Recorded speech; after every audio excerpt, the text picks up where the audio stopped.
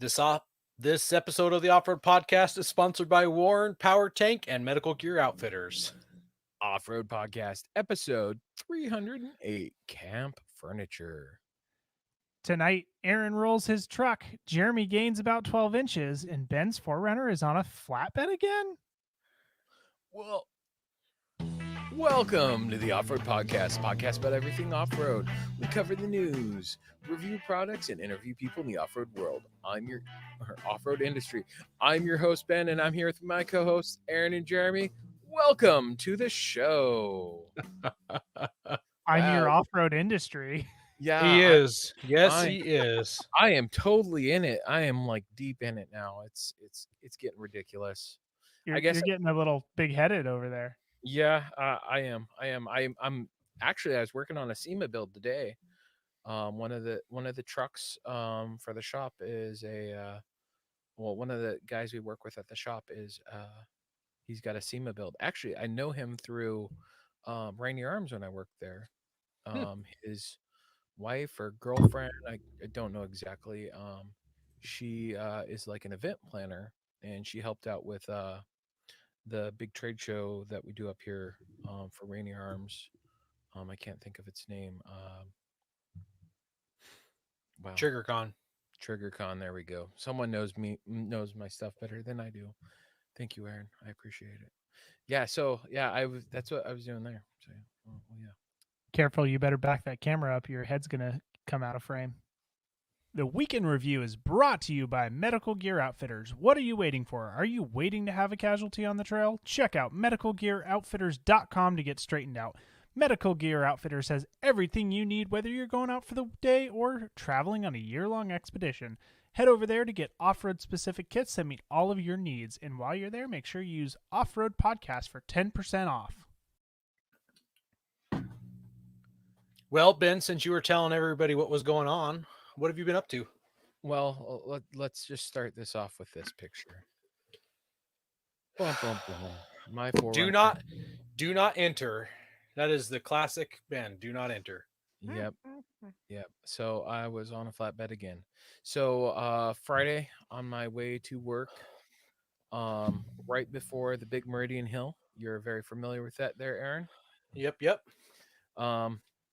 My engine started misfiring, not like backfiring, but like, you'd feel it like knock the engine rock. And I went into limp mode going up the hill, and that's a hill I normally go about 70 miles, wink wink nudge nudge, probably more than that. And I had to go up at 40 miles an hour in traffic on my way to work. What's the speed limit? 60. I think it's actually 55. It's either 55 or 60, but yeah. No, it's 60 for that hill. So anybody that's listening out there, Ben just copped to doing at least 15 over. So yeah, then now there's gonna be a cop out on the hill next time we go up there. Catch me if you can, right? But well, if your story is any indication, he will. Yep, they probably will, because I went 45 up the hill. I had to use my my diode dynamics your flashers, your emergency flashers. I had to use my my emergency flashers because I was not doing so good going up the hill. I was quite sad. And we should tell the listeners who are saying, well, why didn't you just exit and go around the hill? It's essentially a basin and a plateau, and everything is a hill to get to the top of the plateau where Ben was trying to get to. So yeah, there's no short way. Yeah, there's no flat way. Yeah, I have, regardless of where I go to get home, or to work, I have to go down a hill and up a hill, both sides, both ways, with bare feet. Yep, through the snow, and use tires. So I went to work with I got to work and I was like, okay, I'm like fairly certain it's spark plugs. Ordered a set of spark plugs, and we were absolutely slammed. I had no hope whatsoever. So I was screwed. I didn't get to do it, and I had to go home right after work. And I was like, okay, I'm gonna see how it does.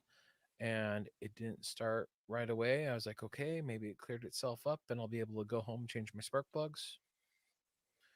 No dice. I got to the freeway from work, which is like quarter of a mile. And I was like, yep, that's not going to work. So I went to my mom's house because she's right down the street from work. Parked my rig, hopped in my parents' truck, drove it home, and went back the next day. But before I did that, I had to go visit a buddy. And he had to get loaded up on a flatbed. Yeah.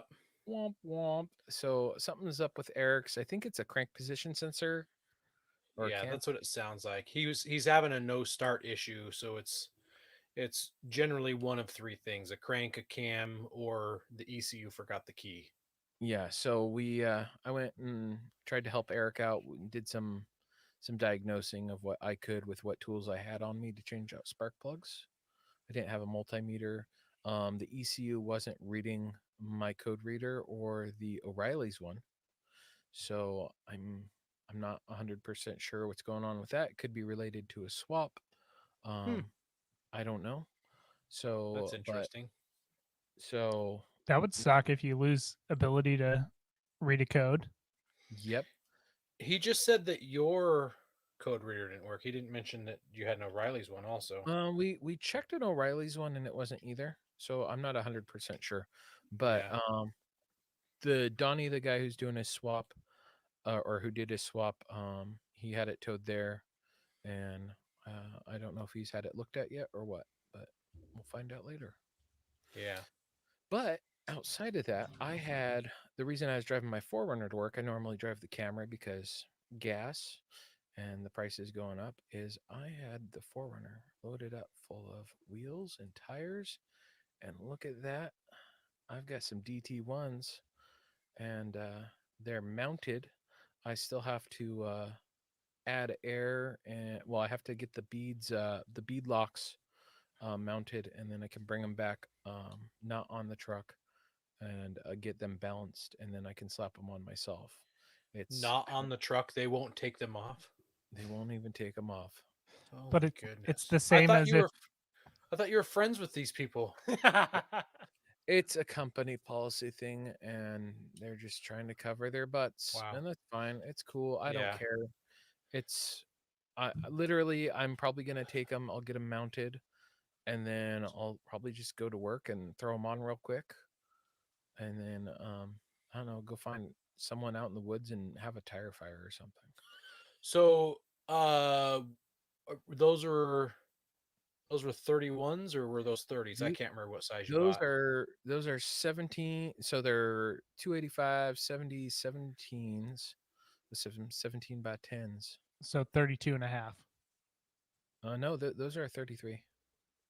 I thought you said you couldn't fit 33s without doing some chopping. No, 35s I can't fit without doing chopping.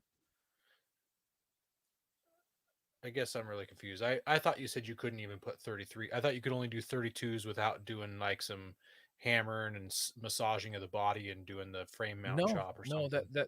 that's for 33s or 35s. I'm sorry, Hey, 35s. Ben. Yeah. The actual tire size is 32.7. 32.7. Whatever. Screw it. Chad, those are DT. Those are Dirty Life DT1s. They're a dual tech, so you can run them. So my fifth wheel. So 4 of them I bought beadlock rings for, and one of them I did not. And so you can run them as a simulated beadlock, so not a real beadlock, or you can pull the rubber to the outside and put it on the beadlock side. The rings are expensive. They do not have them in a 16 though. I think 17 is the small size they make for those. I think it's a 17 and a 20 they do for those. So if you have to change to a spare, I assume that what you're doing is you're just throwing it on unbeaded. It's not like a bead lock kind of. I guess I shouldn't say unbeaded, but an They're unbead seated, lock but tire on. yeah, it's a non-beadlock tire. And I might switch to a beadlock tire, get the beadlock ring later on. It's Yeah. just I had I mean, if you look up how much those rings are, and Jeremy can attest, they're not cheap. I mean, it's still a little bit cheaper than buying beadlocks outright. Yeah. Yeah. Well, so I don't think you finished your story. You borrowed your mom's truck, and you hooked up with Eric, and you still got to put spark plugs in. Why don't you Yeah. finish that story out? So I got home so I got to my parents' house and I switched out the spark plugs. And whoever did the spark plugs last did not use anti-seize, I don't think, because those were the hardest spark plugs I have ever dealt with. Like I had to use a wrench on top of my ratchet to turn them. I was Oh sweating. dear. I was sweating trying to get them out. I'm like, am I gonna bust a spark plug trying to get it? Yeah. Oh my goodness. And When you said they were in there tight, I was honestly worried for you. yeah, they like 4 of them were, and the last 2 were super easy. And then I started it up, and it was still bouncing. So I was like, okay, well, truck trailer bed it at home, just because it's easier to work at home than at my parents' house because I have to drive over, and so I had it trailered home, and I think Overwheel Bound is saying that the engine doesn't run right, but you got some sweet wheels and tires. yep, I got to have a nice looking rig. And, Tires before engine. That But, way it looks good on the flatbed.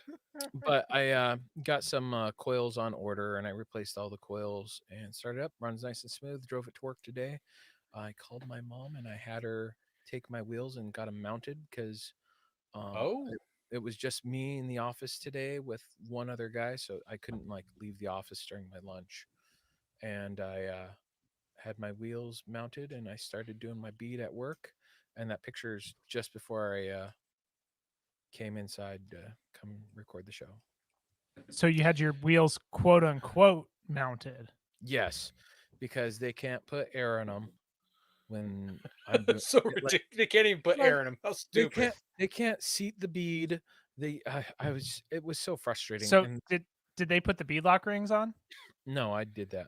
I had to take off the simulation ring. I had to take off the simulation ring.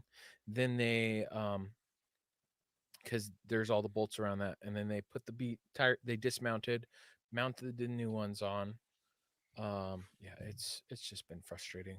But and then I'm gonna take them tomorrow or Wednesday, and get them balanced, and then I'll slap them on. And I'm considering, should I go with a like chrome stud or lug nut, or should I just go with the black ones I have? That's up to you, Buster. That's a perfect personal preference. I would have never done black wheels and chrome trim rings to start with. I'm all about the. I was considering going black on black on black, but I was like, let's make them pop a little bit. They do pop. I've never been a fan of black wheels, so I don't know. Well, I'm considering I might take the rings off, and I might get them powder coated after I've finally chosen a color for the Forerunner. Yeah. That matches the Forerunner. I might. Why not just plasti dip them?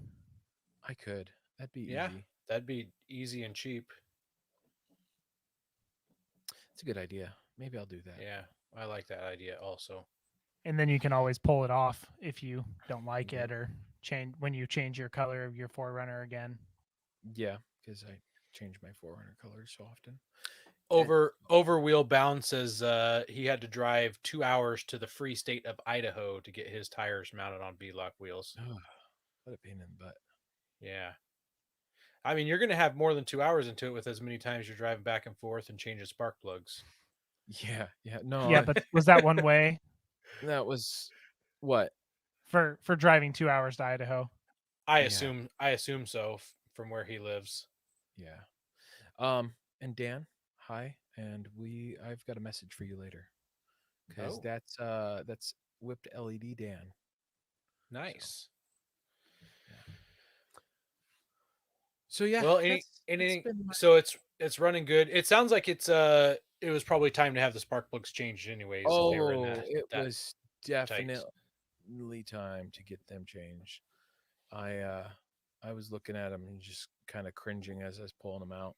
But I'm a firm believer in anti-seize, so they got anti-seize. You know the funny thing is my coils, the bolts for those, they had anti-seize on them.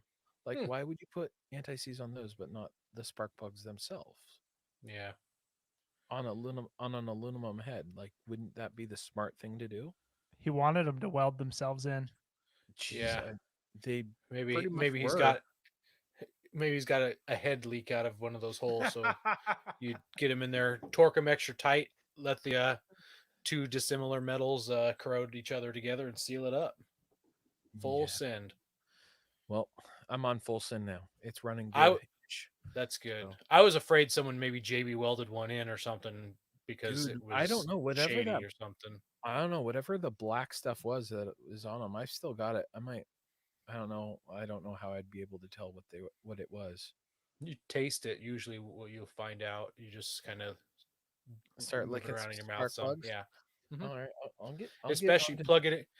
If you plug it into your coil, it will and have the engine running. It will like enhance the flavors.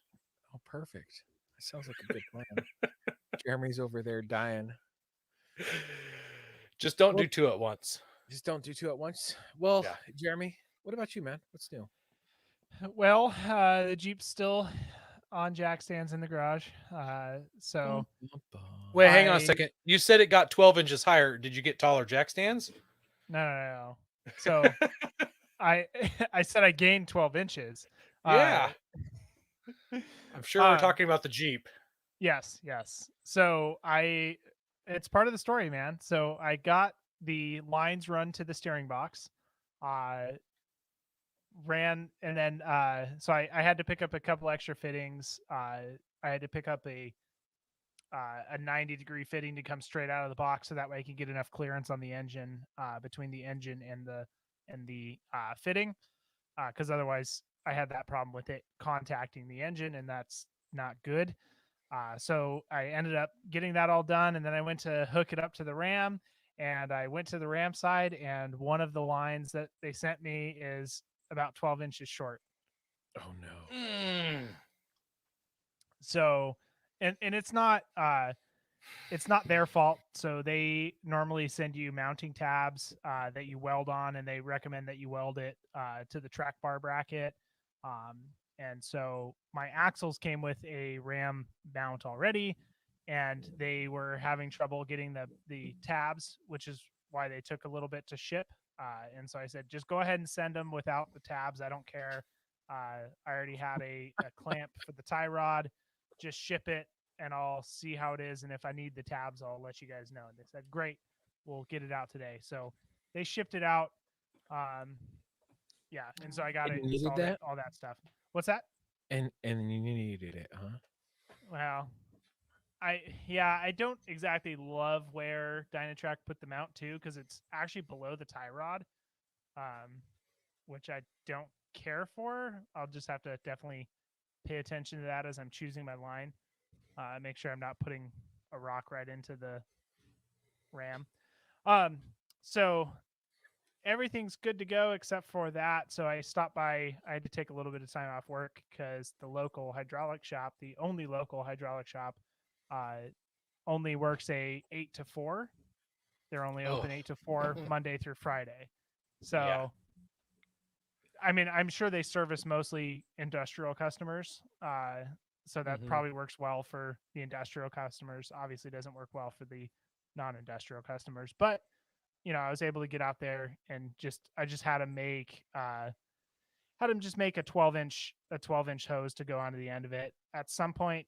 So I'm considering going ahead and just relocating it anyway once I can get some tabs from West Texas Off Road. So I didn't want to have them fabricate up the whole 52-inch hose because that would have cost a whole bunch more. I'll take the risk of the extra fitting to the leaking of the extra fitting to save probably about $40 in the hose. Serious? That's how much it would cost for that I don't know. size? It probably wouldn't have. It probably would have been like an extra $10 Yeah. because it's the labor that they are really probably charging for. So this 'Cause one was like $18 for Yeah. the 12-inch. So it's got the two. Well, and I got two caps as well in case I destroy the RAM. I can cap off the system and run it That's smart. without. That's smart. Yeah, just to get limp home. So I think I'll be having it. We'll see. I'm hoping now to have it out by this weekend. Just keep pushing it back a week.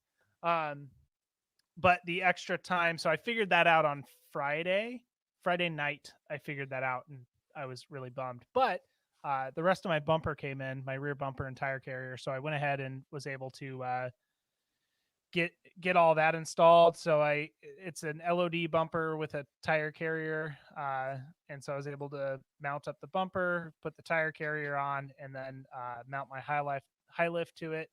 I have a bolting plate, so they only sell this bumper in a 5-on-5, but now I'm obviously 8-on-6.5. So I bought it's a Barnes mounting plate. So I'm just going to end up cutting off the bolting plate that LOD puts on and weld on the new one, and then it should work out just fine. It just gives you a bunch of different holes. You can mount pretty much any of the common off-roading wheels. This mounting plate will work for you. You just weld in some bolts on the back from the backside, and then you have a mounting plate. So it's getting close. Yes. I'll be hooking up the RAM probably tomorrow, and then going through and doing some final torquing probably the next day or so. I'm loving the comments here. Yep. All the love. All the love. Yep. Well, do you guys want to know what I did? Not really. Yes, I do. Should we bought start with it. the video first? No, I bought a tent. You bought You're a gonna tent? love this. You're gonna love this. So, what tent does Jeremy have? Gazelle. Gazelle The T3, the T3, and Ben upsized it. He's got the T4. Yep. I bought the T8. You did. Really? You A went with the big monster. boy. The big boy. I wish there was like a 6, but there isn't. So what made you go with the T8? My wife doesn't want our kids sleeping in the tent with us because they make noise and don't let us sleep long enough. So I briefly considered buying 2 T4s, Or T3? but they were out of stock. In fact, most places Gazelle tents are out of stock right now. Yeah, when I was looking for my gazebo, they were saying like September. Yeah. Speaking of that, did you buy any of the wind panels for your gazebo? I have the deluxe. It has the built-in wind panels. Oh, nice. Very nice. Yeah. I didn't come across the deluxe, so that's why I didn't see that. So yeah, I bought the T8 and yeah, Coy, it's the kids making noise, not the adults. So we bought the T8. I considered doing T2, T4s, but they were out of stock. I ended up getting it on a fun little website called Optics Planets. Have you guys ever bought from that website? Yeah, I'm surprised it was in stock, and you found out it was in stock before you ordered it. They had 20 of them in stock, and I just got a text as we were doing our thing here that it is preparing to ship. And because I signed up for email or text notifications, I got 10% off. I paid $432 for the T8. That's not bad. On Amazon, it's $699 or something. Yep. I wonder if they had it mispriced. I was looking at, so I took the link on Amazon to Camel. And do you guys know what that website is? Nope. It's like a price tracking It's like a price tracking website, and so I dumped the link in there, and it's been that cheap on Amazon before. It just goes up and down.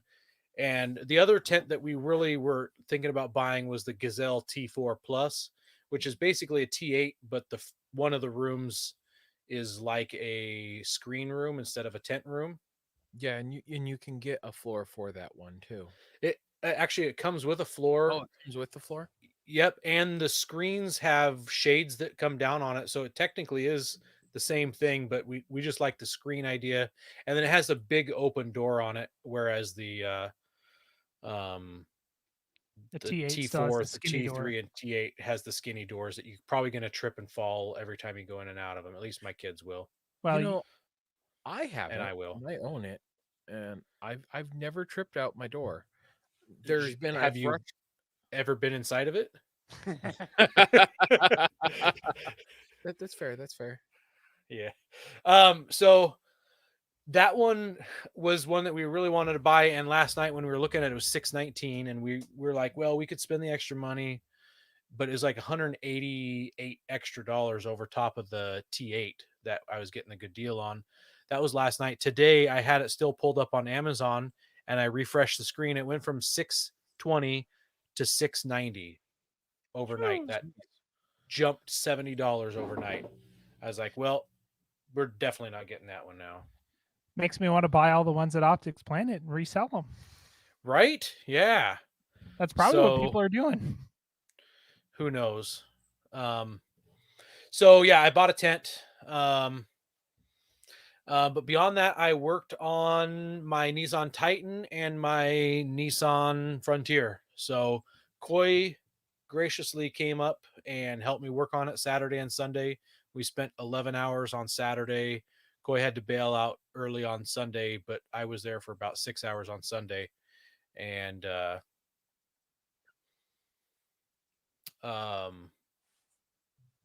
we got a lot done. I also had one of my buddies who used to live in Yamhill, moved to Prineville, Josh. He's the guy I mentioned on the podcast who rolled his Tacoma on his birthday when we were snow camping. He was in town and he helped. He helped for almost all. No, he helped for about 9 hours on Saturday. He had to leave early for a dinner party, but basically, I drove the Frontier to the shop, and the first thing we did was work on the Frontier. So we completely took the whole front clip off, unbolted everything, got on the underside, unbolted stuff, saws all the exhaust out of the way, took the cross members out, and then we used a forklift to pull the engine, the transmission, and the transfer case out. So I got a picture of it here. You can see we've got a strap around the engine area and then a second strap around the tail of the transfer case and transmission. And that's out of your Nissan? Yep. Well, So that's the Frontier. That's the Frontier drivetrain. should we show how you got the transmission out of the He's getting there. okay. Yeah, you do. Yeah, you're good. You're Sorry. crushing my groove here. So yeah, so the goal of the weekend was honestly just to get engines and transmissions out of the vehicles. Oh, I guess I should preface all of this. I finally got around to checking the compression on Yeah? my Titan engine that was inside of the Titan. I only bothered with two of them because it wasn't good. So one of them was 140-ish psi and the next one was 110. And the junkyard engine that I bought that Jeremy brought me, written on the outside of it, said 170 to 180. So that just kind of sealed the deal. My friend said, if you put some oil in there, it'll probably get better seal because it's been sitting so long. You probably get better compression test, blah, blah, blah. But I'm like, at this point, it's not worth risking it. So we decided You to only want to use do that once. yeah, after this weekend, I definitely only want to do that once. So we decided not to risk it. So now what I need out of the entire truck I bought is just the ECU and just the transmission. So I bought an entire truck for an ECU and a transmission. What about a pretty transfer rad. case? Don't need it. Reuse Frontier transfer case. Is it the same transfer case, or is the Titan one any stronger?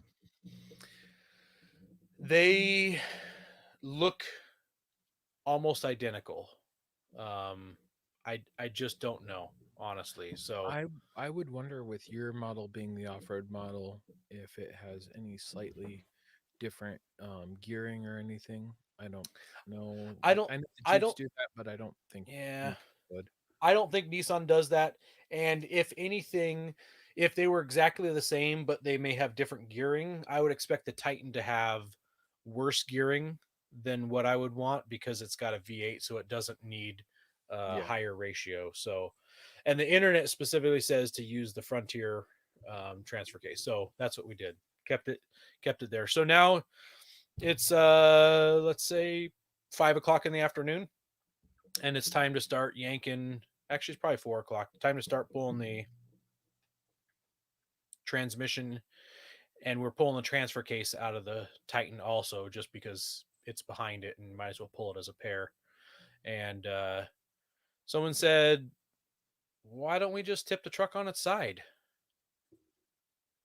And so here's a little video. So in the shop, we've got a forklift, and so we took a chain and wrapped it around the B pillar through the 2 open windows. We rolled all the windows down also, and hopefully you guys. We got 13 people watching here currently. Hopefully some people will go back to our YouTube and you can watch us roll this Titan. Koi's in the background. The little Toyota forklift, because it was a Toyota, was struggling lifting the brawny Titan. So Koi helped lift it up. So when I Watch was watching this video at the first time, I thought the truck was just about to roll over here. Yes. And it's at least a 45-degree angle, and it still hasn't tipped over yet. Nope. I thought it's going to roll anytime now. Yep. Keep an eye on when the truck hits the ground and hits the forklift off. So watch how far back the forklift gets pushed. I'm surprised it's still up on 4 wheel or 2 wheels. Oh, Boom.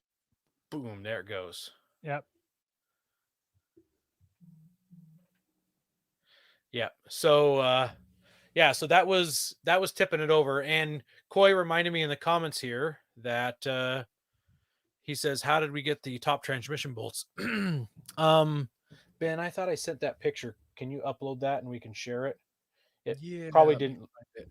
It probably didn't look like a picture that we should have shared, but it's in there. It's the one where you see all the sound deadening. So Koi's like, "Hey, do you mind if I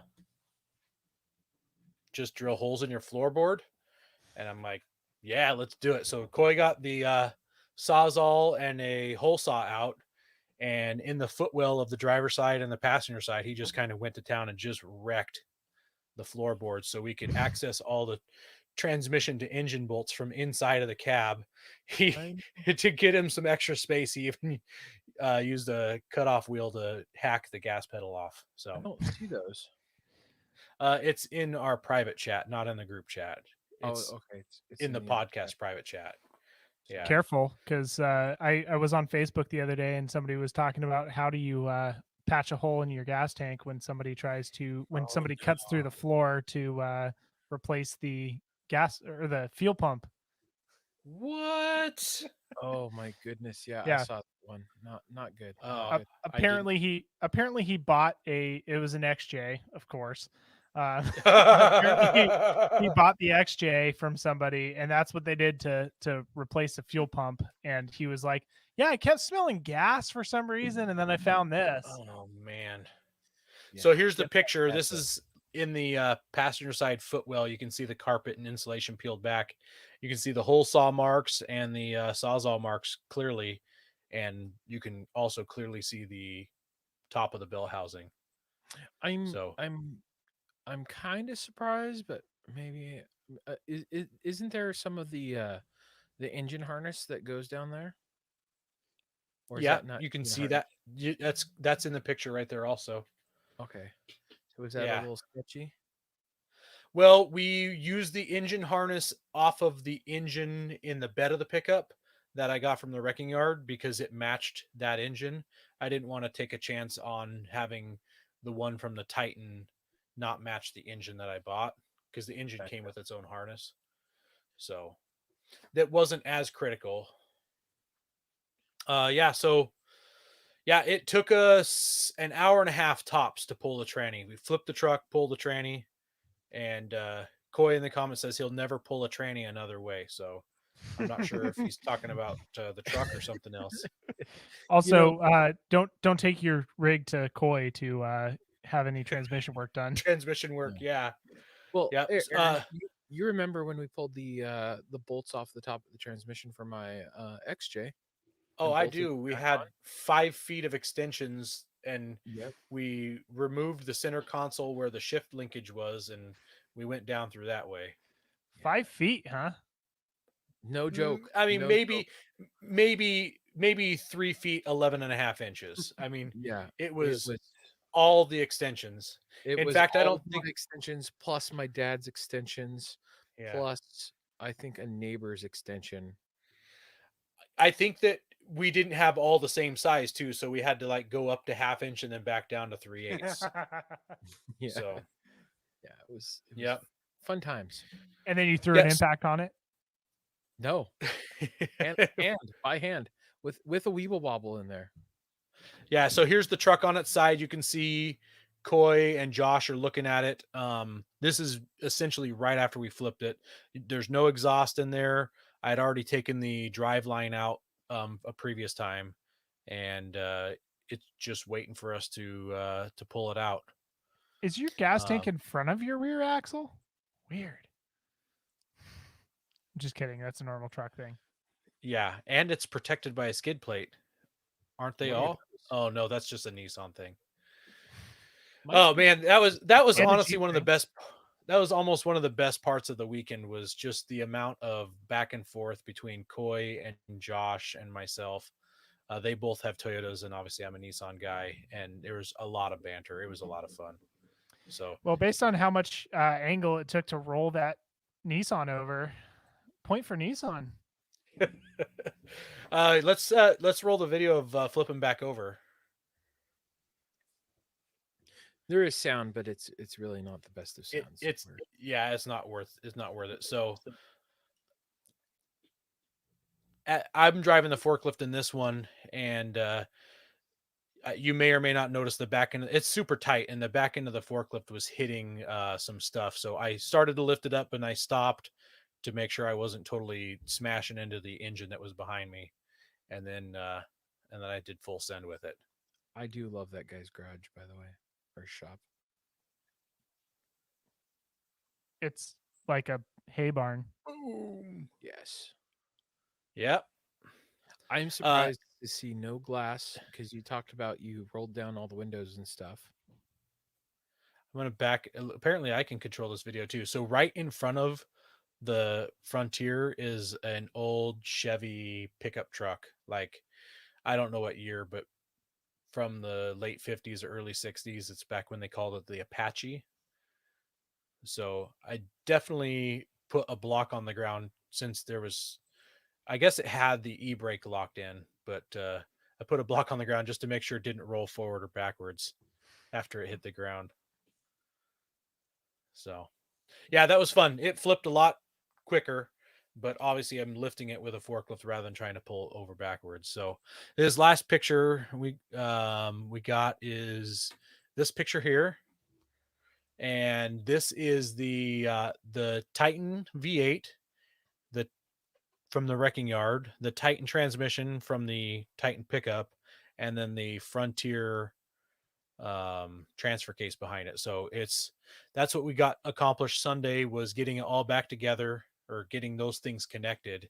And then I bought all the parts that I need to finish the job, some gaskets and spark plugs and water pump. So you're gonna do things, spark plugs and all that, put in fresh parts? Yep. Good thing. Yep. So I mean, be stupid not to. Yeah, it would be. Chevy Apache is from 1955 to 61. Yeah, I was right in there. So yep, so I've got parts arriving tomorrow. I've got parts arriving Wednesday. Thank you, Eric. Eric in the comments wants to know if the side impact airbags deployed. They did not. Well, I'm assuming there's no battery. There was not. Yeah, there wasn't a battery. And that's a callback to Aaron's Nissan Frontier in the sand dunes of Christmas Valley. Oh Yeah. man. The good old days, right? If you want to good know old what days. happened there, check out the Christmas Valley episode recap. Yeah. And Yep. just to backtrack on my stuff a little bit ago, I forgot to mention I put in my Colby valves too. I finally nice. used my black ones. They have the black Onyx ones, so black on black with some chrome. Cool. Well, the last part of it is I'm going to throw out a little rant about how much I dislike the post office. So, I was supposed to get a tuner cable for my truck prior to Koi showing up, so we could at least see if it wasn't the spark plugs or things, or not, if it wasn't a sensor that was bad, if it was the key fob issue. And that cable never showed. And I got a message today from the guy I bought it from. He said, yeah, we're just going to send out a new one. And then I got a message, an email at the very end of the day saying, oh, it just magically showed up in Portland. This is 10 days later. It magically showed up in Portland. There's not been any tracking since the label was created 10 days ago. And it just magically showed up in Portland today. And then the other part that I'm frustrated in is, for this swap, I have to take the wiring harness from the Titan, the engine wiring harness, and then the alternator wiring harness from the Frontier, and mail them to a guy in Ohio. He waves a magic wand over them and ships them back to make the truck start. And so I went to the post office today on my lunch break, and $68 to ship this wire harness to Ohio, second day. So my choices were 1 day for over $100, 2 day for 60 some odd dollars, or 7 to 10 days was the next option. I'm like, well, I'm in a hurry, so I guess I'm picking the 2 day. I get back in the work truck and we're heading back to the job, and I look at the receipt and it clearly says 2 day, and it says on the receipt, expected delivery date Thursday 6/10. So today's Monday. What's 2 days from Monday? Wednesday, not Thursday. What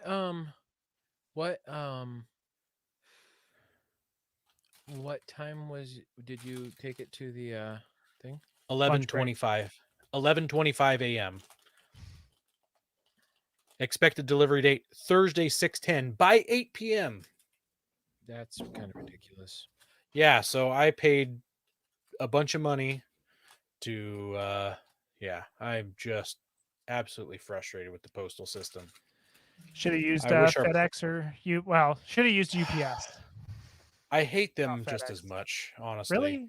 I actually like UPS. I hate FedEx. Yeah.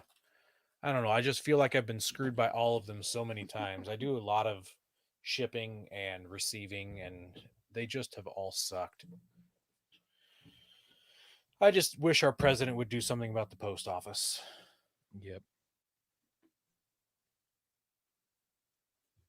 Like abolishing it? Honestly, I told my coworker today, I was like, Amazon is starting their own delivery. I wouldn't be upset if Amazon became the go-to in except those shipping. delivery drivers are awful. Well, but maybe they'll get better. I don't know. Hey guys, we're looking to reach more listeners. We're going to start reading Apple iTunes reviews on air. If you hear yours, send us a message with your address, and we'll send you an Off-Road Podcast sticker. You can find all of our social media by just searching our name. Now, go hit that subscribe button.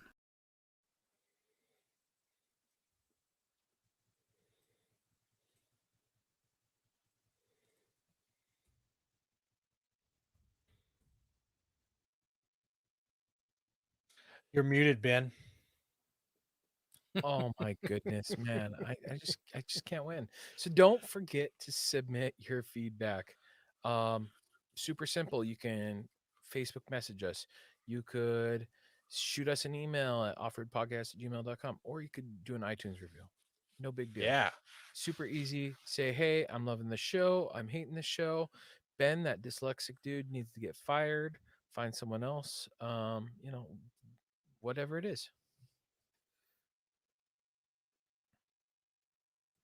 We also want to thank our sponsor, Patriot Patch. Head over to patriotpatch.co and check out their selection of great patches, shirts, cleaning mats, signs, and stickers. You can also join the Patch of the Month Club for $15 and receive a patch, matching sticker, and artist proof each month. Boom! Patch of the Month for this month, the June exclusive, Danger Close. Quite kind of literally, describe- boom. Yeah, we kind of described this one in the last episode, but it's a drone with just about every type of firework hanging from it in one form or another, and they're all lit, and some of them are already going off. So Minus a mortar. That's the only thing it doesn't have. yeah, you're right. It doesn't have a mortar or one of Sparklers. those. You know what he should have did was for the propellers. He should have did like those pinwheel blades, things that spin. You're supposed to put like a nail on your fence post and it spins on there, or maybe some of those bees that spin. There you All go. right. Call them up. Have them recall everybody's patch. Recall them, yeah, You're gonna recall these patches, boys. yeah.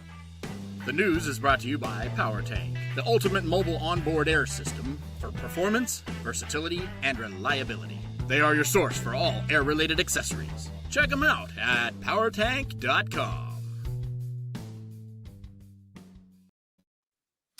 Well, Toyota has announced that they are returning the Tacoma Trail Edition for 2022 model year. So it came out in 2021. The 2021 model was about $35K for a rear wheel drive, $38K for 4-wheel drive. This year, they're coming out only with the 4-wheel drive. You cannot get it in 2-wheel, which why would you want a Trail Edition in 2-wheel? Right. I just don't understand. Free But running, man. whatever. So the speculation is it'll be somewhere around $38K, but it'll probably be like something like $50K now or something, inflation. Oh, it's been bad lately. The markup on Toyotas is crazy in this area. Like they're buying back people's brand new Toyotas that they bought a couple months ago and giving them like 5,000 more. So Insane. Yeah, it's insane in pretty much all of the auto, new Yes. and used. So this year they're coming out with some lockable bed storage compartments, which I think are awesome. I love them on other trucks. I wish that other companies would utilize that wasted space. And so they're going to be in both sides, and one of them actually can be used as a cooler, which is pretty nice for. Yeah. I mean, I don't think I would put. We've used it in one of my buddies' rig that way, but all we did was put in beer in there. So when we got done with our softball game in the tournament, we could come back and drink some beers before the next game. But that So- worked out pretty well. So I didn't see the pictures on the cooler or the bedsides, the compartments. Is it in the top, like on the Ram box storage, like the top of the rail sides? I honestly don't know because I didn't see a picture of that either. yeah, I'm Okay. not seeing any pictures of it. Oh, never mind. Actually, Oh, nope. I don't like these ones. Never mind. Forget I said anything. They actually Uh-oh. cut into the side of the bed. Oh my gosh, Ben, can you share Okay. that photo? Yep, I'm working on that right now. So it actually narrows the bed. So like think the wheel well, but it extends all the way from. What in the world are those? You guys are- I changed my statement. I hate them. All right. Also, so- how tall is this guy that he can put his elbows on the side? Either the truck is lowered He's or he's standing on standing the on a tire. box. I'm sure he's standing on the tire. Because there's nobody. Yeah. No. So honestly, if you want to have a cooler in the truck of your bed, and if you got Put a trunk, cooler back there. get a cooler or get a decked system. Because Yeah. the decked Man. system, Oh man. you could put a drain plug in it and just drain Yeah. the decked, and you can totally ice chest it up. Yeah, This is that- really that's cringeworthy. Yeah. Yep. Wow. I don't even think you could fit 2 dirt bikes in there anymore. No, you could fit 2 mountain bikes only, not 2 Yeah. dirt bikes. Yikes. Okay. I take that back. Forget I said anything. Don't buy this thing. Yep. All right. Yeah. New suspension. So yeah, the new suspension, they called it a lift, but it lifts it 1.1 of an inch up front and 0.5 inch in the rear. So not really a lift, kind of more of a leveling kit, if anything. I got a text from Eric. His ECU shorted out. Whoa. Ooh. $100 in a week. Well, Huh. anyway, approach angles are 34 degrees, departure 23.6, and breakovers 26.4. Can tow 6,400 pounds. So I guess throw a trailer on there so you can actually carry stuff that you lost because of that cooler. Yeah. And some 16-inch painted bronze wheels. Ooh, I mean, I Those- like the bronze wheels, but I do don't too. hate those. most I do not most hate people those are at gonna, all. yeah. And they're wrapped in some Goodyear Wrangler tires, which no thanks. No. That's such a hardly off-road pavement tire. That's a great light truck tire if you drive on a gravel road every once in a while. You know, Yep. I would rather go with like the Nitto Dura. I think they're the Dura grapplers. They're like a trail highway tire that's more aggressive. Yeah, those look more like a street tire with an aggressive sidewall. My sidewall's aggressive, but that's about it.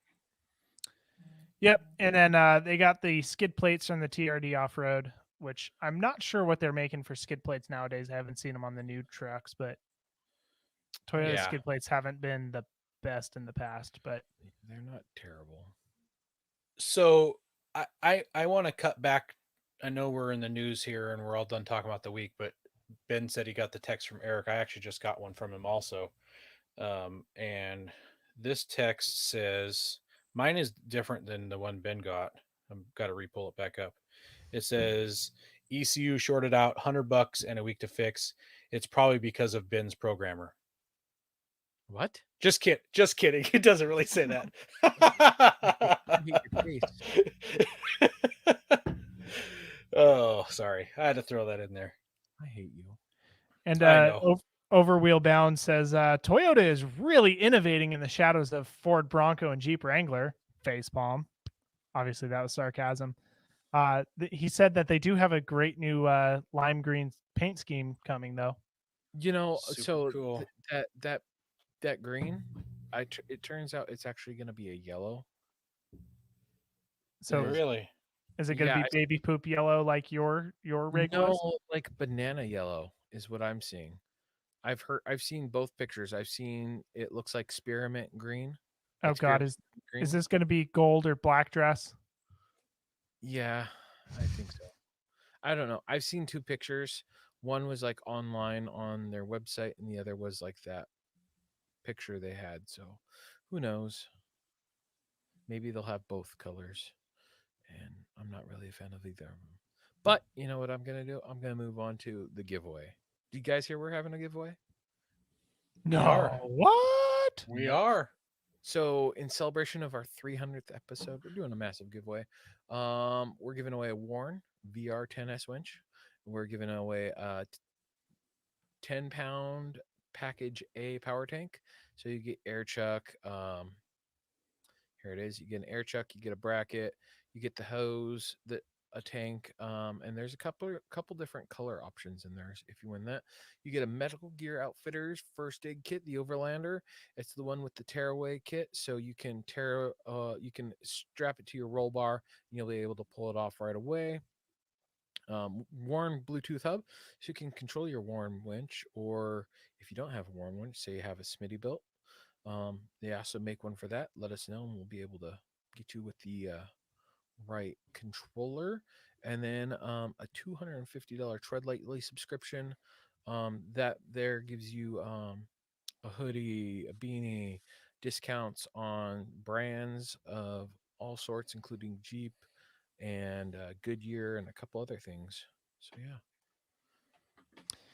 And Overwheel Bound says to the people currently viewing on the live feed, they get free stuff, right? Well, I think we should give them a coupon, or not a coupon code, but an extra code for some extra entries. Ooh. So, Aaron, come up with one on the spot because I haven't come up with this yet. Freedom. I can't think of one. So how about I like the code. So this is episode 308. How about code AR10? Okay, AR10. No spaces or dashes in between the AR10. Nope. AR10. AR10.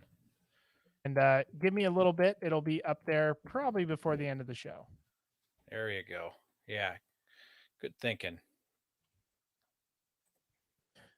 So And are we is that giving time all that to- stuff away to one person or Oh, what? No, we're gonna have 1, 2, 3, 4, 5. At Five. least 5 winners. I mean, At if we least get 5 we winners. get some more stuff, we might throw some more stuff in there if we feel like it.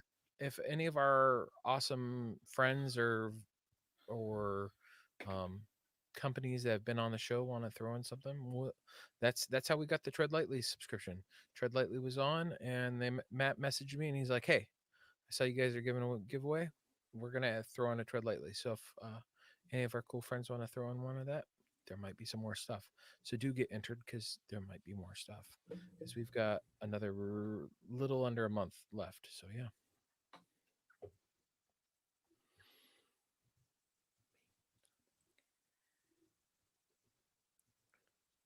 Go prepared with Warren Industries. They produced the first recreational winch in 1959 and lead the industry with their dedication to quality and reliability. When you dig yourself in deep, make sure you have the right tools to get yourself out. Get Warren equipped and go where others can't. Now, let's get ready for adventure and head into our main topic.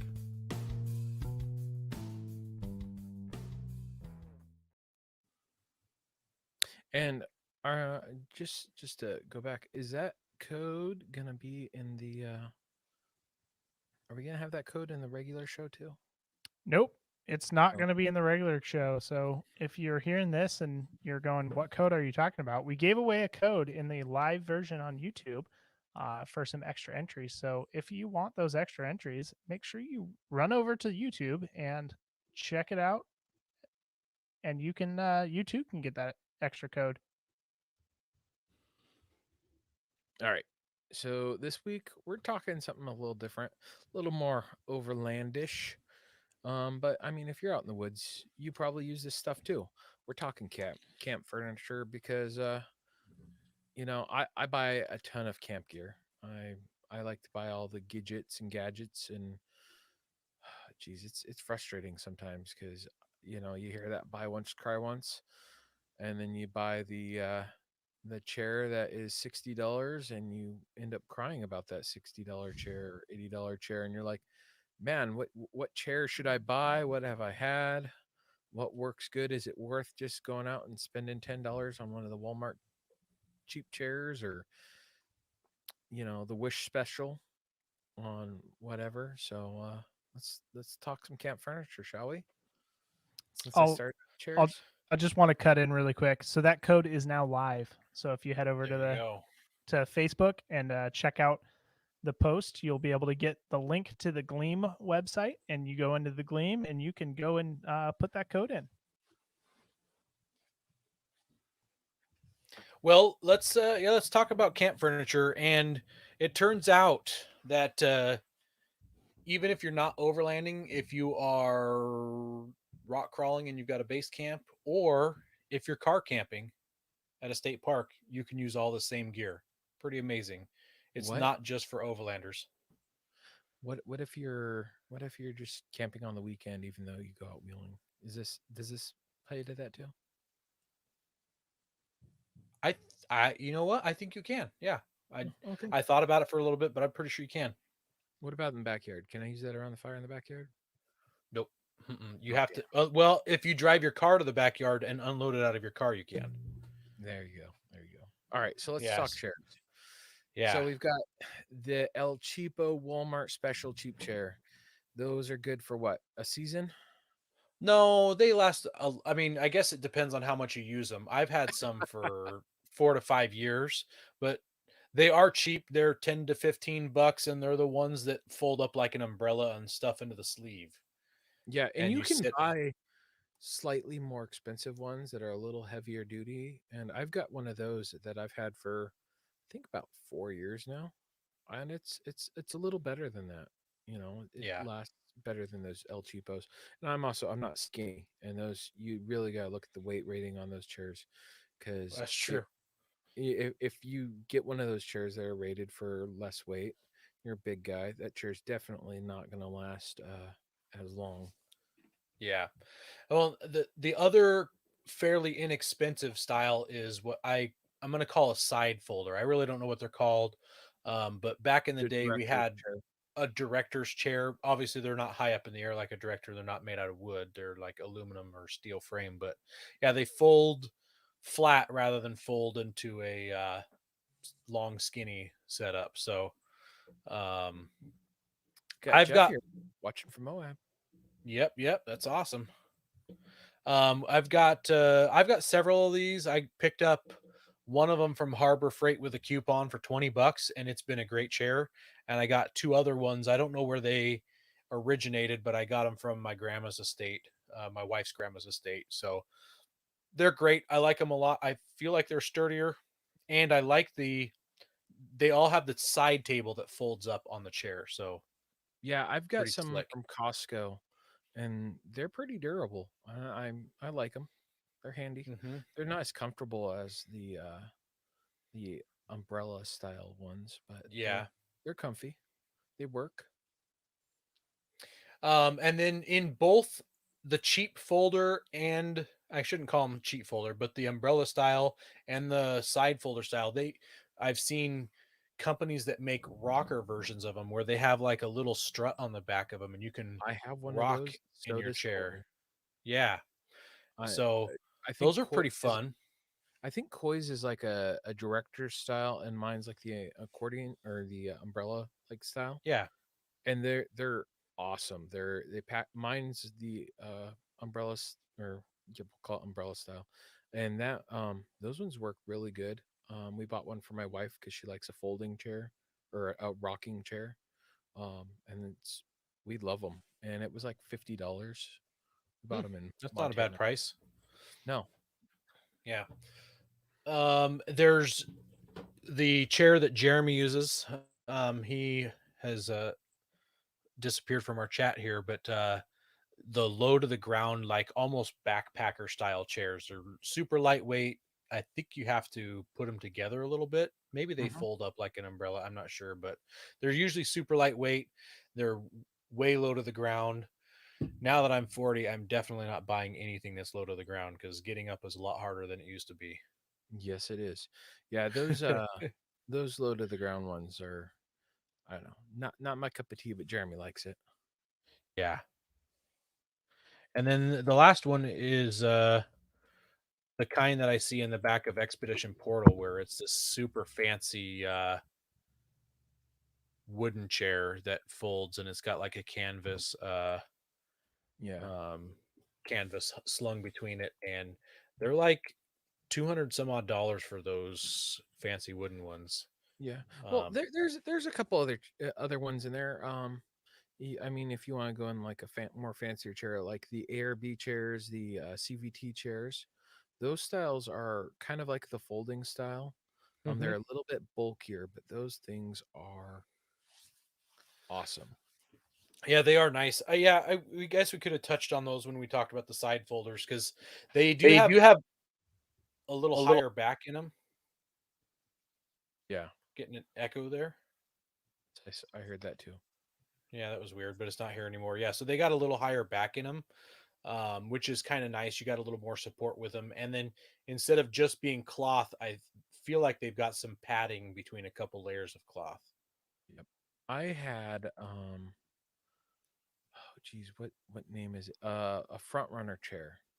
I'm a little too big for that. It folds up nice and small. Um, and I damaged it, and it's like an $80 chair. Oh, And, yeah, yeah, and ouch. it still works ish. And my son uses it, and it works great for him. And I love how small they pack up. If I was a skinnier guy, it'd be a great chair for me. But I'm a lard.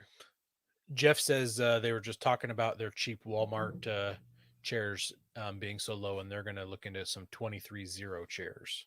Yeah. The Have you guys seen the hammock chairs?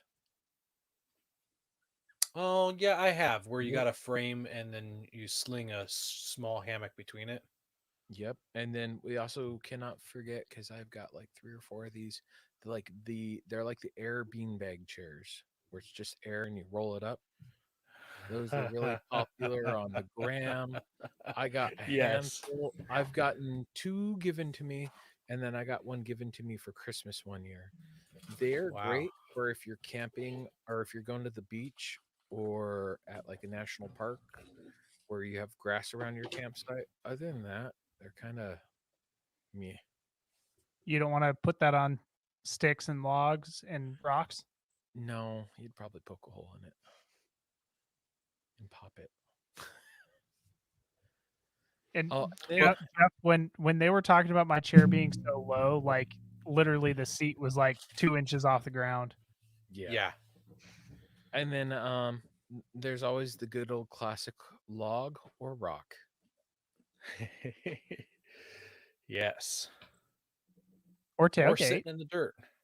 Yep, or a tailgate, sitting in the dirt or the snow. Build yourself a snow chair. So the next item on the list here is some tables. So the first one we have on here, which might be one of the most overland ones, I don't know. Let's put it this way: Facebook ad overland. Yes. Yes. That's the tire table. Yeah, so it slings over your tire and it has like one leg jetting out, and I actually wouldn't mind owning one of these. They seem pretty compact. Going back to the chair. Brent in the comments has one more option, a 5-gallon bucket, and he says it doubles as a restroom. So, Yeah, I've got one of those. yeah, it's true. Is it bad form if you're sitting on your bucket and then around the campfire and then you just quickly pull down your pants, drop a deuce, and then use it as a restroom? Something happened. Oh, Yeah. that would be terribly hilarious. Oh my goodness. Yeah, and after you've used it as a restroom, you probably don't want to continue using it as a chair. So, Well, you know, maybe your butt set up. maybe your butt has a good seal around the lid and you can't smell anything. yeah, I mean, I guess that's possible. So, I think just as overlandy as the tire that hangs on your the table that hangs on your tire is the tailgate table. So, like the yeah, Brent, we don't want to put that on TikTok. Probably get a ban, a really big ban if you're showing that on TikTok. So Jeremy, in fact, do you have one on your Jeep, the table that flips down off of your tailgate? I do have one on my Jeep. I've Yeah. barely used it. Mostly because I was using the one that was that I built into my drawers, my drawer system. But since I sold that, now I'm probably going to be using this table a little bit more. It's kind of nice. I mean, it packs away really, really nicely, and it doesn't take up any room in the trunk space. And then it folds out pretty easily for easy use. It has a cutting board that is screwed to the table, which again is kind of a nice little touch, but they're a little. The downside is they're a little bit small, so I can't even fit my whole stove on it without hanging the gas bottle out over the side. Oh yeah, they are definitely small. I think I've seen some bigger ones like on FJ Cruisers and Land Cruisers. I've seen some bigger ones, but it's not much bigger. Yeah. So, I actually think I've used it more for setting tools down and opening a tool roll on. Yeah. I mean, but you could do, like, if you had a kitchen setup or something, you could do some meal prep on it where you're cutting something up or whatnot. Absolutely. It's definitely a useful thing. I just haven't utilized it. Yeah. Well, so now we're going to not be so hashtag overland cool. You could just use a regular pickup truck tailgate as your table. You just flop it down and send it.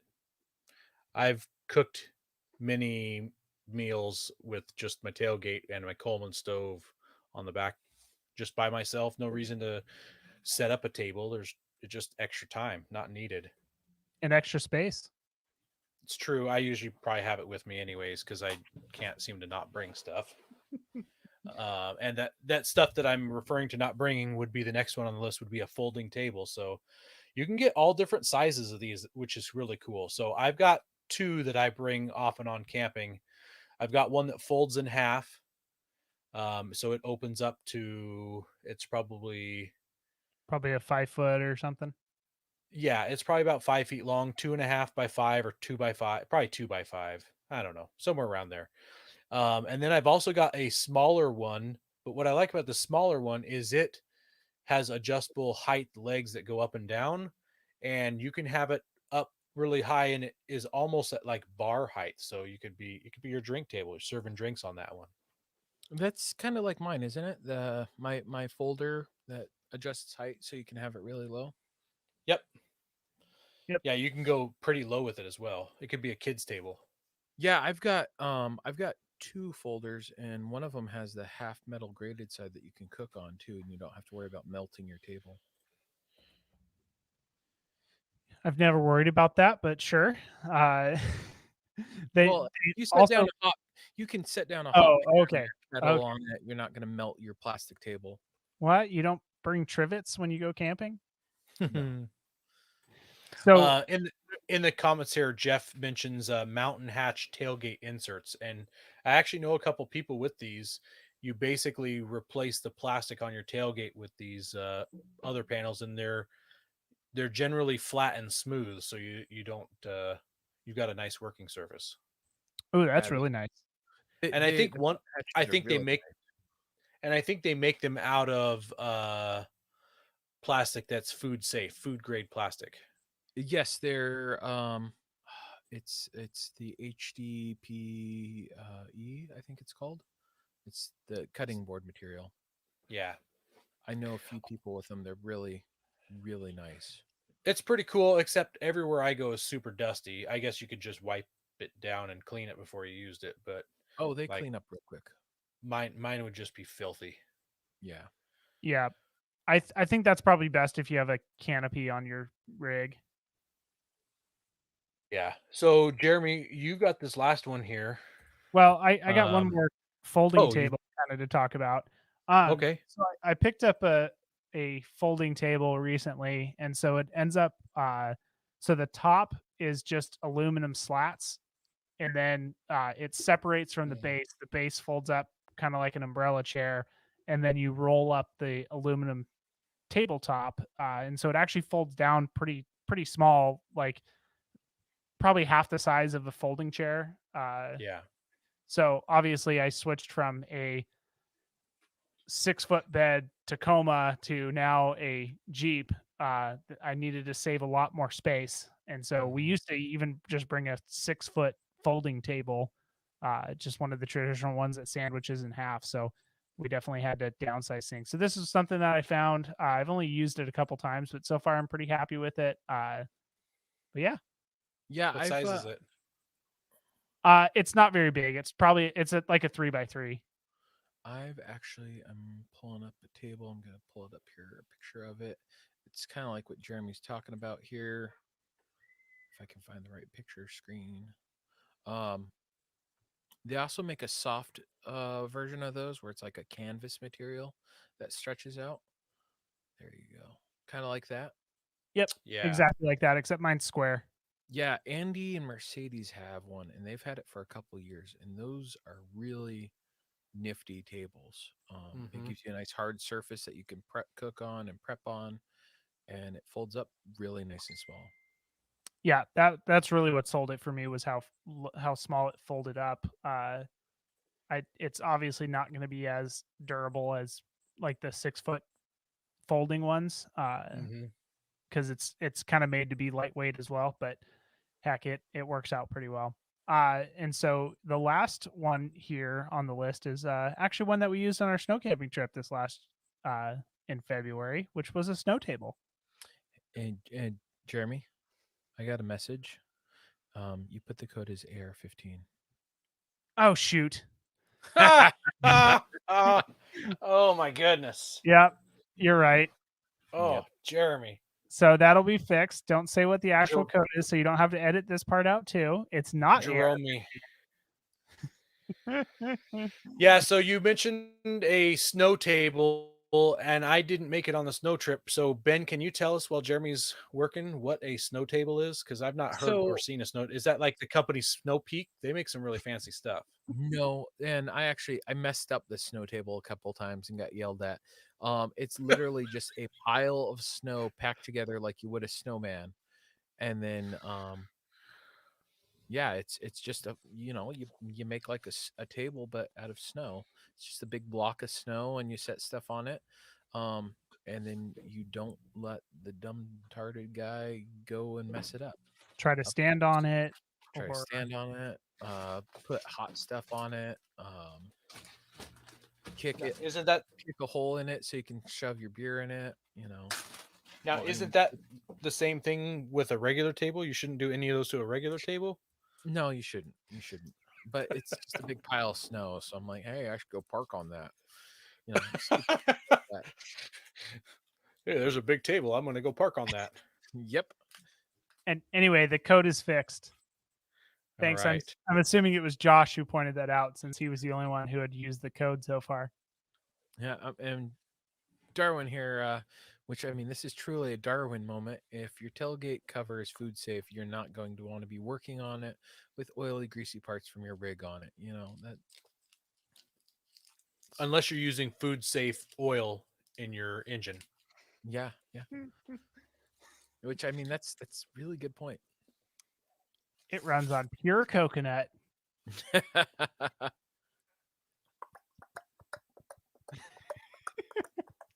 Well, there's a reference for you. Mm-hmm. Well, let's talk about camp kitchens. I don't have one. I have a tote full of pots and pans. That's what I have as well. Unless I bring my trailer, then my trailer is my kitchen, and the sides of my trailer the doors flop down horizontal, and that's my prep area. Yep. So the only time I've actually been camping where we have utilized this type of thing is for like a long-term hunting camp where you're going to be in one place for a week, and you just want to be nice and comfortable, and everybody brought their pickups and just loaded everything up. So Yeah. There it is. There's a good old fashioned chuck box, and those are handy. My grandparents had one, different style than this one. Theirs was like a big rectangle, and some legs went under it, and the middle was solid, and the sides popped open to give you all your other stuff. I'm sure my grandpa probably made it. Wouldn't surprise me. I think most people, I don't know of anybody that actually buys one. I think most people just go ahead and make their own. Yep, and they have like the military chuck boxes too. I've not seen a military one, but there is a company that makes one that's very plasticky that I've seen floating around the overland groups. That is basically what you have pictured, but made out of plastic. Yeah, I'll have to see if I can find one. Yeah, there's a bunch of different styles. It's amazing what's out there. And then you've got your camp kitchen table. There's like this one that folds out. There's a Coleman one that is a lot bulkier than this, where it's more of like your folding table, and it's got like a sink and all that, And a spice rack and a paper towel holder, and I think it has a lantern mount on it. Yeah, it's like all those basic things that you want for a kitchen, and it's all there. They're kind of bulky. They're not super bulky though. I'd say they're a lot less bulky than a chuck box. Jeff in the comments mentioned he's got a Sunray camper with a kitchen in the back. I'm not sure what a Sunray camper is, but it reminded me of the teardrop campers. Yep. Ben, you're in the back of mine, kind of. Yeah, it's like a kitchen-ish area. Lots of teardrops have that kind of setup. The one that our buddy in Ephrata has his square drop trailer. His kitchen actually pulls out like a drawer slide Mm-hmm. out of the front of his. I've just found a picture of the Sunrays kitchen. I'm gonna pull it up here because I think it's cool to share. Yeah, if you've got a cool trailer kitchen, those are super nifty. Yeah, Picture worth and the save. and helpful. That means it's just one less thing you have to pack to bring. Yeah, And usually you store all your stuff in it as well. So that's kind of the nice thing about the Chuck boxes. You can just store all your stuff in it, and then you take it, and the storage turns into your table. Whereas that Coleman camp kitchen thing, you don't I don't think you store the stuff in it. I think that it oh, that's a cool trailer, that Sunray. yeah. It even gives you a little awning to cover you. And is that Yeah. an oven? It It must be. I wouldn't imagine that could it's be a a microwave. microwave. It could be. Microwaves pull so much power though, but I guess ovens do too, unless it's a gas. It could be a propane oven. Seeing that the stove's right above it, that probably is an oven, I'm sure it varies model to model. Yeah, It's a neat kitchen. yeah, that's fun. It almost though the trailer doesn't look long enough to sleep in though. Once you add that kitchen on the back, Maybe if you're short. yeah, you may have to sleep at an angle. It's all perspective. Jeff must be really short. Way Jeff to doesn't have insult your legs. listeners. Jeff doesn't have legs. Lieutenant Jeff.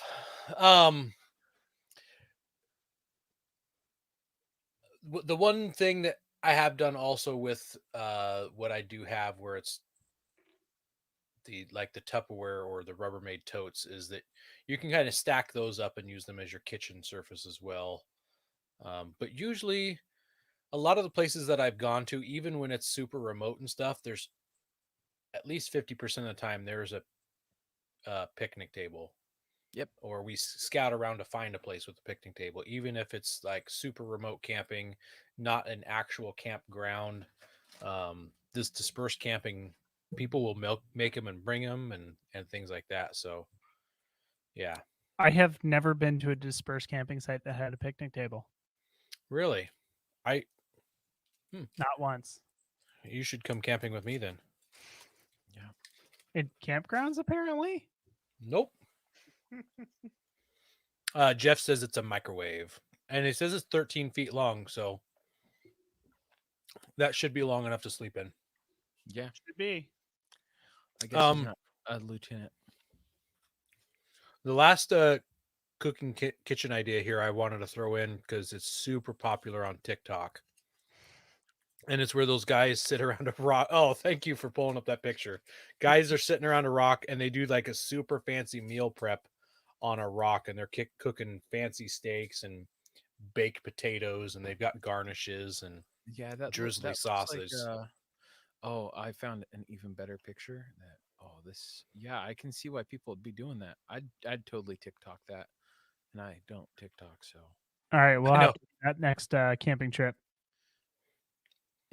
Just don't use River Rock and have it explode, because I've seen that TikTok video also. Yeah. and here's super fancy right there. Oh yeah, look at that. Oh my goodness. Look at that steak, that egg, those Okay, mushrooms. I want to see them flip the egg. Oh yeah, that's sticking. There's no What way. would be Well, they probably have sprayed it down with some sort of grease or something, but what would be really funny is if they cooked all that somewhere else and then just set it on the rock. I like it. There's your overland hack of the week. Overwheel Bound says there's restaurants built on this idea called Steak on a Stone. So Well, that sounds like a plan. Let's go find All a right. place. Got to do it Yeah. next time. And I can't Jeff's got a comment here that I can't, it's too racy for us. So I'll skip the first half of the sentence, but I'll say we bought a Blue Eddy to power our Dometic when we boondock. And Eric thinks that picture's Photoshop of the food on the rock. I can believe it. All right, It's a good we'll motor shop. replicate it. I think we should on our next camping trip. That'd be a lot of fun. Yeah, give it a try. I'll give it a try. I think I the mean, hard part is trying to find the right slab. Something For we sure. kind of haven't mentioned for the kitchen is, I mean, this is totally Olaf, but a scuttle. I wasn't really adding that because Stoves. yeah, I wasn't talking stoves. I was just talking about kitchen setups. Yeah, true, but I mean, it's used in the kitchen. It's a piece of furniture there. It's so big that it is its own piece of furniture. Kind of, yeah. It's big enough that people hang stuff from it. This one kind of encompasses just about everything we've talked about so far. Maybe not chairs, but tables and the kitchens and stuff like that. Is having a good set of drawer slides or just drawers in the back of your truck. They make some super fancy setups where you're pulling like the burners out from below the sink parts and another one and things like that. Yeah, they're pretty fancy, pretty nice. One of the nice things is obviously everything's got a place and it's very it could be pretty efficiently done. I've seen a lot of them that have a lot of dead space, but they can do a really good job of cramming everything in there if it's well designed. Downside is that it's it takes up that back spot. So if you're not on a trip, you can't really fit a whole lot into the back of your vehicle. And a lot of times they add a lot of weight. They can add a lot of weight, which is part of the reason I got rid of mine was I was just trying to cut a little bit of weight, and a plastic tote is quite a bit lighter than the wood boxes that I had. And then I just didn't want to store them in the back of the Jeep anymore.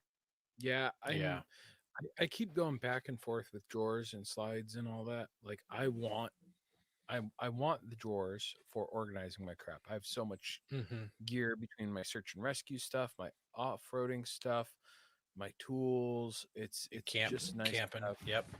all my camping gear. Like I have like my search and rescue cooking stuff, like the stuff I need to cook a meal for myself. It's like it would be nice to have it all organized, a whole lot less of it. Well, and then it's always with you because you never know when your spark plugs are going to go out on the trail, or you're going to get a stick in your transmission plug, or your ball joint fails. Yeah. Or your coils fail.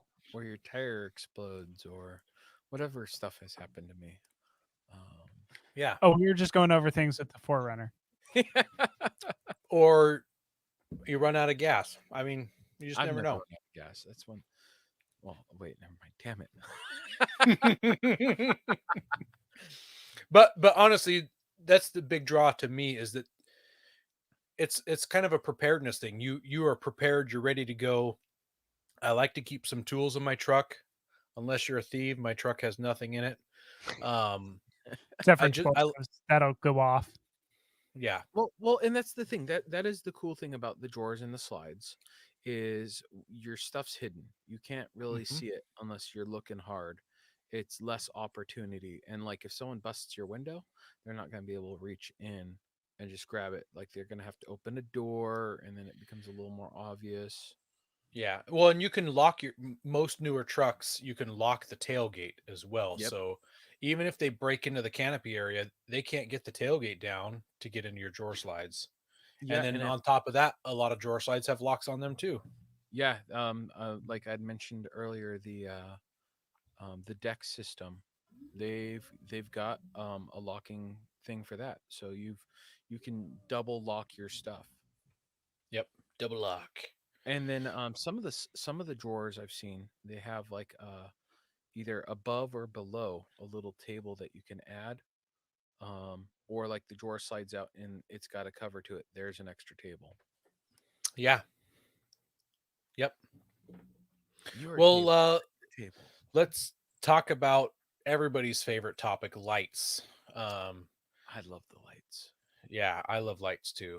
So the first one I listed is a Cvt Style Ufo Light. I'm seeing other companies come out with these lights as well. where they set up on a 12 to 15 foot tall frame. I think that's how tall Ben said they were, 12 to 15 feet tall. Yeah, I did say it was that tall, but it's only what, like It's 8 like feet tall?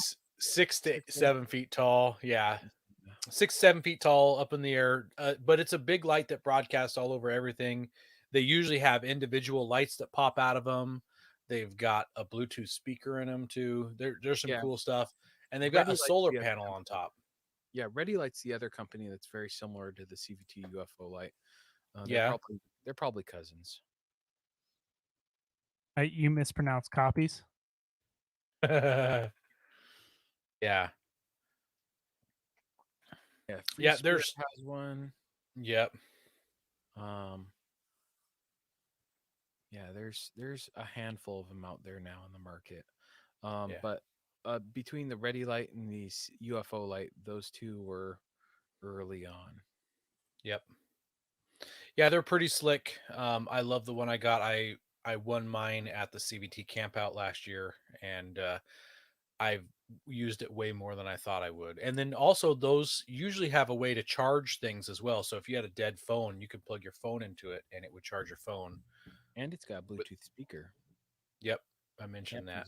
Because you love music. I'd probably just listen to podcasts while I'm camping, but yeah, I'd do something like that.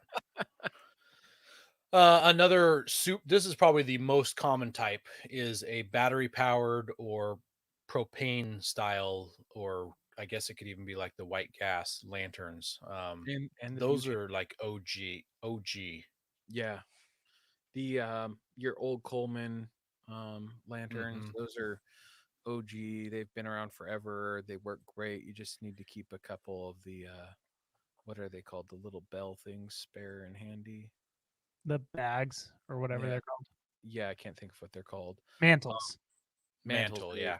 Yep, those are awesome. They work great. They throw out a decent amount of light, and it's not overwhelming. There's a ton of battery powered ones out there nowadays that are pretty decent. You can go to Costco and pick one up for like $20. Yeah. And once again, some of those battery powered ones, you can charge your phone from it. It's got some sort of accessory port on it. Yep, or you can charge it pretty quickly in your car. Yeah. I mean, I bet most people have been around like a propane or a gas lantern, and they've just experienced the warm glow while they're playing cards or drinking around the campfire, and have it hissing in the background. It's just a classic. It's just a classic scene. Yeah. And the cool thing with some of the battery powered ones you have nowadays is I have a little one. It's probably about the size of my CVT cup here. It was just like a 12, 16-ounce cup. And it has a bug light on it too. Huh. So it's a bug zapper and a lantern. Oh, that's cool. That's really I've seen cool. them at like Walmart, and Costco has like a 3-pack of them. They're pretty handy. Pretty Olaf. Yep. Yeah. Other kind of lights would be a USB powered light. We were talking about this before the show. You can get USB string lights, or you can get a USB cord that has just a light bulb dangling off the end of it. There's lots of different versions of USB lights out there. The LED strip style. I've got Mhm. one of those on the underside of my ARB awning, and it's there. Some of them aren't like the best for putting out a ton of light, but it's kind of good for some mood lighting around camp. Yeah. You don't like mood lighting, Jeremy? I was just thinking I don't want to go camping with Ben anymore. Break the mood lighting. Hey, buddy, come on over here. Come hang out with Ben at camp. That was too far. Got separate Yes, tent. it was. Yeah. That's why we have separate tents. Anyway, so- Yeah, you do. Yeah, you do. Yep. Headlamps. If you don't have a headlamp, you should get one. I keep one in I keep one in the driver's door of my truck. You never know when you're going to need it to work on your vehicle in the middle of the night. And if you just always keep it right at the same spot, it's always there. It's always ready to go, unless the batteries are dead or it needs to be charged. But There's there's a million they're options out great. there. Jeremy, you use like the black diamond one, I think it is. Yeah, I love those things. I've got one like the black diamond one. Actually, I just bought one the other day or a couple months ago. It's like a light bar for your head. So you get like instead of like a beam right in front of you. My coworker sent me. He's like, Ben, this is like perfect for you. And I was like, yeah, I've already got one. I sent him a picture. I'm trying to find it right now because it was hilarious.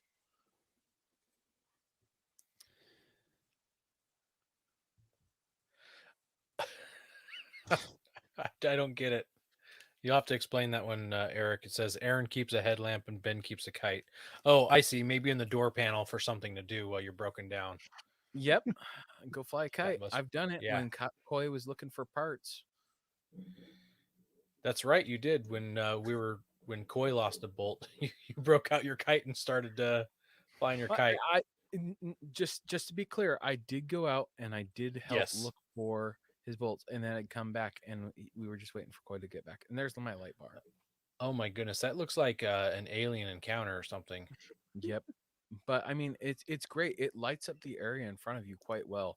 Instead of just giving you a beam, it's all around you's lit up. They're Yeah. handy. So They're- Yep. you know how when you're sitting around a campfire and you accidentally blind your buddy with your headlamp? You That one blame all of Just them. yeah. yeah. I'm gonna blind I all said my blame. friends. I said blame all of Yeah, them. I meant blind I knew all what of you them. meant. Yeah. Well, another light source would be just about any light on your vehicle. On my Frontier, I built a roof rack and I put some real inexpensive. They're like $12 LED light bars that are like 6 inches long, and I put them on each side of the light bar so I could just flip a switch and light up all around my truck. Yeah, those are fun. I use my ditch lights like that at camp because they're not Yep. super bright and yeah, they're terrible. Rock lights. We know somebody who uses those. Our buddy Dan, he's got the rock lights and those are great for around camp. Like I know he has like a kind of like a LED strip on his awning like I do, and then he throws Mhm. on his rock lights and it kind of lights up his cook area just enough to where it's not overwhelming light, but you can still see what you're doing around camp. And that should be actually said about lights is you can have too bright of lights because usually when you're camping, there's hardly any ambient light out there unless you got a really full moon and not very much tree coverage. You can totally overdo the light. So having a way to adjust it, like different settings on a light, is pretty key in a situation like that. Yeah, definitely. And the final one on here is probably my favorite, just a good old campfire. Yes. That's all you need.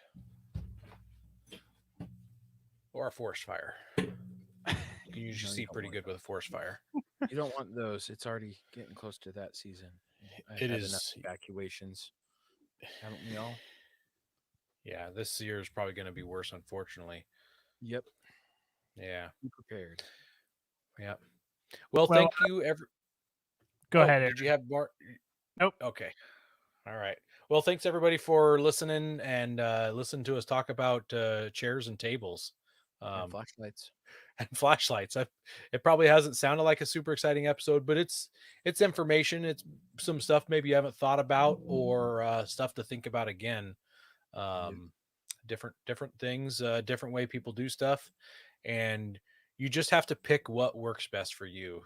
So we appreciate everybody for listening. Like Ben was saying earlier, make sure you shoot us a review. And Ben laid out all the different places you can do it. It doesn't matter where you send it. Send us one. We'll read it on air. If you hear us, we'll send you a sticker or two, and usually a personal note. I try to write something fun in all the notes for people. So,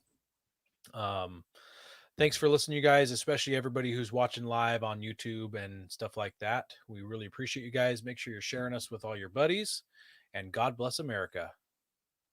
Don't forget to visit Patriot Patch and join the Patch of the Month Club. Check out our Gaia affiliate link for up to 40% off. Also, don't forget to head over to Warren and Power Tank to see all of their great gear. We are a proud part of the Firearms Radio Network. Got a question or comment? Send it to us through our webpage at firearmsradio.tv or through our social media channels by searching for Off-Road Podcast. Also, you can listen to us live at overlandradio.com, Mondays at 7 p.m. Pacific. When off-road, please remember to have fun, tread lightly, be safe and courteous, and thanks for listening. Here's my new hose.